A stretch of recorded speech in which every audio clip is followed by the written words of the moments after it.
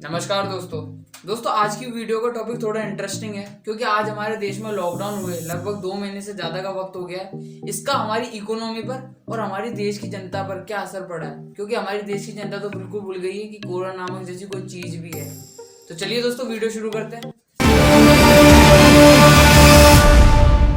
पहले दोस्तों बात कर लेते हैं कि लॉकडाउन के कारण हमारी इकोनॉमी पर क्या असर पड़ा है। इसके लिए वर्ल्ड इकोनॉमिक फोरम ने एक सर्वे करा जिसमें 347 रिस्क मैनेजरों को शामिल करा। अब दोस्तों रिस्क मैनेजर होते कौन है? ये वो लोग होते हैं जो वर्ल्ड की इकोनॉमी और इन्वेस्टमेंट पर आने वाली रिस्क का मेजरमेंट करते हैं। और इन्होंने 8 ऐसे पॉइंट बताए हैं जिनसे पूरी दुनिया परेशान हो सकती है, और ये 8 पॉइंट आपको भी सुनने चाहिए क्योंकि इनडायरेक्ट हम पर भी लागू होंगे। दोस्तों अगर पहले पॉइंट की बात करें तो 69% रिस्क मैनेजरों का मानना है कि इकोनॉमिक जो स्लो डाउन है उसका दौर लंबा चलेगा।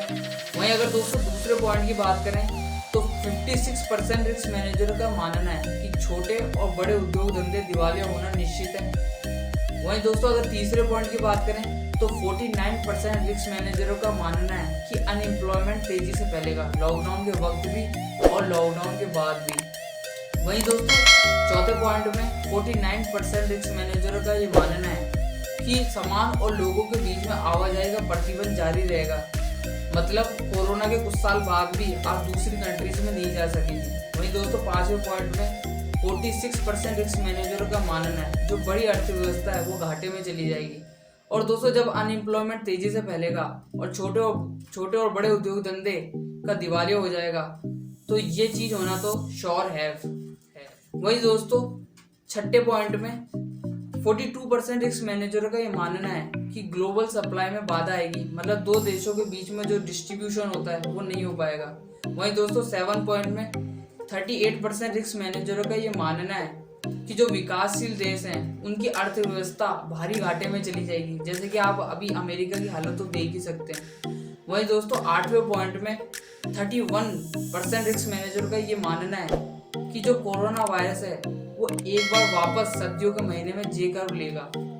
दोस्तों अभी तक 50 करोड़ से ज्यादा लोगों की बेरोजगार होने की संभावना है। वहीं दोस्तों एक रिपोर्ट में बताया गया है कि जब 1% लोग बेरोजगार होते हैं तो उसमें से 2% से ज्यादा लोग बीमार हो जाते हैं। वहीं दोस्तों अंतर्राष्ट्रीय व्यापार के अंदर 13 से 32% तक की कमी आ सकती है और जीडीपी 3% से घटकर -3% तक हो सकती है। आई थिंक दोस्तों मैंने आपको बहुत सारे खतरे बता दिए हैं। दोस्तों अब चलते हैं कि लॉकडाउन का जनता पर क्या साइड इफेक्ट पड़ा है।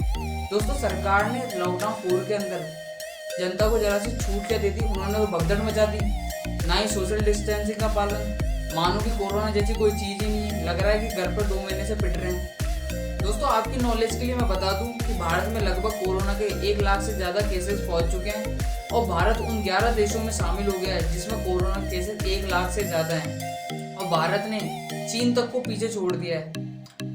वहीं दोस्तों 1 लाख तक केसेस पहुंचने में भारत को कितना समय लगा मैं आपको बता देता हूँ।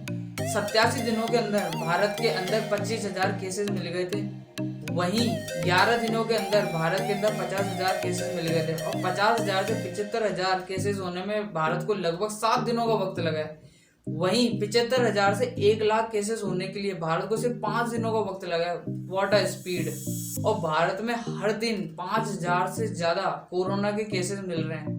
दोस्तों भारत के अंदर अगर 6 दिन का रेशो निकालें तो भारत में कोरोना के 10,000 से ज्यादा नए मामले मिले हैं और भारत से सिर्फ 3 देश आगे हैं, अमेरिका, ब्राजील और रशिया। अमेरिका में हर दिन 24,000 से ज्यादा कोरोना के केसेस मिल रहे हैं और ब्राजील के अंदर हर दिन 13,000 से ज्यादा कोरोना के केसेस मिल रहे हैं। वहीं रशिया के अंदर 10,000 से ज्यादा नए केसेस मिल रहे हैं। और दोस्तों हमारे देश में लॉकडाउन 4 लागू हो गया और हमारी सरकार ने लॉकडाउन 4 के अंदर जनता को कुछ छूट दी है। और दोस्तों ऐसे हालात देख के मुझे लगता है कि अभी हमारे देश में कोरोना के केसेस और बढ़ेंगे, लेकिन दोस्तों हमारे देश के अंदर अभी 1 लाख में से सिर्फ 7 लोग ही कोरोना से इफेक्ट हैं। लेकिन दोस्तों ऐसे हालात देखकर मुझे लगता नहीं है कि ये फिगर मेंटेन रह पाएगी। दोस्तों मेरा तो यही कहना है कि कोरोना अभी हमारे देश से गया नहीं है और हमारे देश में इसकी फिगर हर दिन बढ़ती जा रही है। सो दोस्तों प्लीज सोशल डिस्टेंसिंग का पालन करें ताकि हमारे देश की और देशों जैसी हालत ना हो। और दोस्तों आज के लिए यार इतना ही। सो जय हिंद, जय भारत।